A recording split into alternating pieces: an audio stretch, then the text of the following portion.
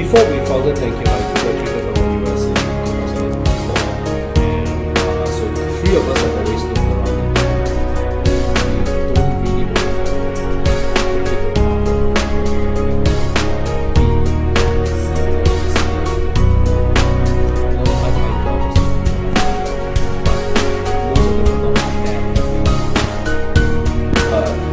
it's really quite simple. There's not really a lot to it. I was working, so when I graduated, I worked for a company for 4 months. I really like that company, I like the people there as well. But at the same time, I can extrapolate my life and say that, okay, if I was to continue doing this for the next 5 years, would I be happy? And I think the answer is clearly that I wanted to try something else. I think for entrepreneurs, if you truly want to do it, there usually is not one single event or one single story. Because that kind of motivation is weak and vulnerable and fragile. I think a lot of good entrepreneurs I've seen in my career, they've wanted to do something for years and years. For decades they've been thinking about how do I create something of my own. I would evaluate it on... so the simple way of thinking about it, I would think is really 3 things.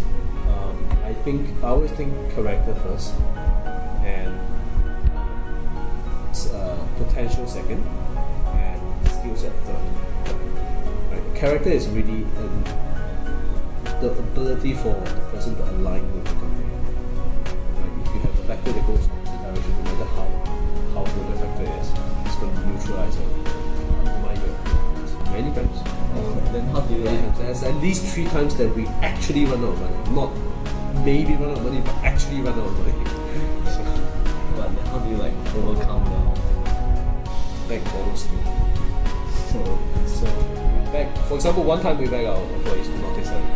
Some of them actually didn't take salary for 3-4 months. No, actually we're very fortunate that I think one of the strong points of us with Thank You was always the culture. So I think nobody left. None and no strategy. For most startups that are innovative, so they're creating something new, I would say that ignore competitors completely. But in terms of strategy should be driven by customers. Follow customers, don't follow competitors. What we completely underestimated is that it took us 4 years to get it distributed by somebody like Singtel. So it took us 4 years to get Singtel to provide this service, and I think that's and even then they still took 60-70% of our revenue for just distributing it. Like, we made a product, but just because they're selling it and giving it to customers and collecting money for it, so they take 60-70% of the revenue for doing that. So this is very, very similar for a lot of things. Whether it's, for example, you come up with a consumer electronic device, most of your problem is in distribution channels.